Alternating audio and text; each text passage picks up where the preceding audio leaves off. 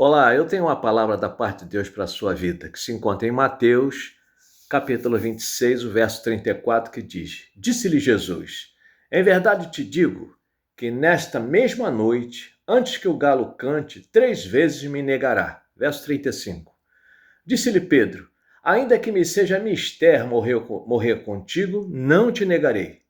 E todos os discípulos disseram o mesmo. Versículo 69 de Mateus 26. Ora, Pedro estava sentado fora do pátio e, aproximando-se dele uma criada, disse: Tu também estavas com Jesus, o Galileu? Versículo 70. Mas ele negou diante de todos, dizendo: Não sei o que dizes. Versículo 75. De Mateus 26. E lembrou-se Pedro das palavras de Jesus que lhe dissera: Antes que o galo cante, 3 vezes me negarás. E saindo dali, chorou amargamente. Louvado seja o nome de Jesus. Fazer perguntas é uma excelente forma de amadurecimento. É importante que façamos perguntas. É importante que estejamos investigando a nossa própria vida. E outra coisa que deve sair da nossa vida é a autossuficiência venenosa. Pedro se apresenta diante de Jesus com uma autossuficiência que ele não podia sustentar. Aquela pressão do Getsêmani, aquela pressão naquele período do Calvário, só Jesus pôde suportar e só uma pessoa cheia do Espírito Santo de Deus pode suportar. Mas Pedro faz afirmações que não pôde fazer, dar sustentabilidade a essas afirmações. E por conta disso, eu quero aqui compartilhar contigo 4 perguntas para a nossa reflexão, que serve para nós também, baseadas nesse contexto comportamental de Pedro. A primeira delas é a seguinte: quem sou eu em situações reais? Quem sou eu em situações reais?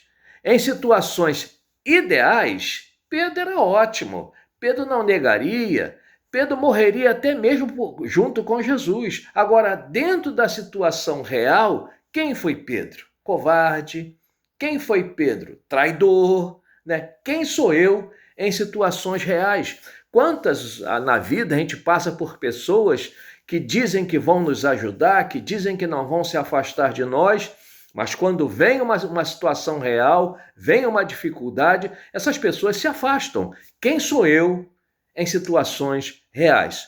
Uma segunda pergunta, ainda olhando para esse contexto comportamental de Pedro, é a seguinte: qual o nível de influência do meu entorno sobre mim?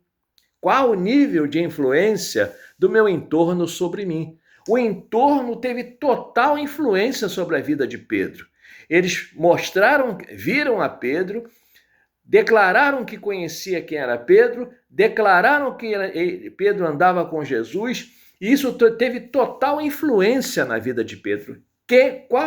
Qual o nível de influência do meu entorno sobre mim? Isso é muito importante, é uma investigação que nós também precisamos fazer sobre nossas vidas, porque existem muitas pessoas, muitas situações que estão no nosso entorno que não devem operar influência sobre nossas vidas. Por outro lado, a gente não pode generalizar, existe um entorno saudável de pessoas que são maduras, de pessoas que são tementes a Deus, de pessoas que podem nos dar conselho, que podem nos dar uma direção correta na vida, também existe isso.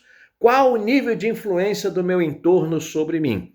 Uma terceira pergunta, baseada nesse perfil comportamental de Pedro, e que também serve para nós: o que faço com os medos que me confrontam? O que faço com os medos que me confrontam?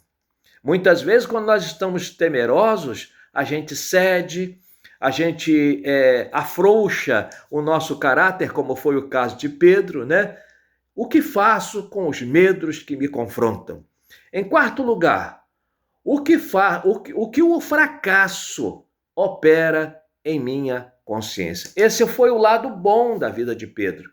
O que o fracasso opera em minha consciência? Em João, capítulo 21, quando Jesus faz uma investigação através de perguntas em Pedro: Pedro, tu me amas?